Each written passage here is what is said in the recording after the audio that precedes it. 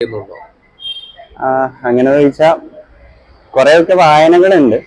പിന്നെ അതേപോലെ കാണുന്ന പെയിന്റിങ്സ് മിക്കവാറും ഗാലറീസിലൊക്കെ പോയിട്ട് വിസിറ്റ് ചെയ്യുമ്പോൾ കാണുന്നത്, അല്ലെങ്കിൽ നമ്മുടെ ലൈബ്രറീസിൽ നിന്ന് തന്നെ നമ്മൾ ഒരുപാട് പെയിന്റിങ്ങുകൾ, റെഫറൻസുകൾ എപ്പോഴും മാസ്റ്റേഴ്സിന്റെ വർക്കുകൾ ഇങ്ങനെ കണ്ടുകൊണ്ടിരിക്കുന്നതുകൊണ്ട് നമുക്കൊരു ഒരു ധാരണ ഉണ്ടാവും എങ്ങനെയാണ് ഈ ഒരു വർക്കുകൾ എങ്ങനെയാണ് പോകുന്നത് എന്നുള്ളത്, എങ്ങനെയാണ് ഉണ്ട്.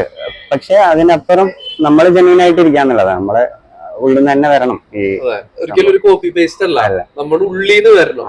സോ ഇമേജസ് ആണെങ്കിലും അത് ഒരിക്കലും ഒരു കോൺഷ്യസ് ആയിട്ട് സംഭവിക്കുന്നതാണോ അല്ലെങ്കിൽ ആക്സിഡന്റൽ ആണോ? ആക്സിഡന്റൽ ആയിട്ട് സംഭവിക്കുന്നതും ഉണ്ടാവും, കോൺഷ്യസ് ആയിട്ട് സംഭവിക്കുന്നതും ഉണ്ടാവും. ചില സമയത്തൊക്കെ ചിലപ്പം വർക്ക് ചെയ്യുന്നതിന്റെ ഇടയിൽ പെയിന്റ് ചിന്തി പോയി കഴിഞ്ഞാൽ പിന്നെ അതിനെ നമ്മൾ ഇതിലേക്ക് എങ്ങനെ അഡോപ്റ്റ് ചെയ്യാം എന്നുള്ളതാണ് നമ്മൾ നോക്കുക.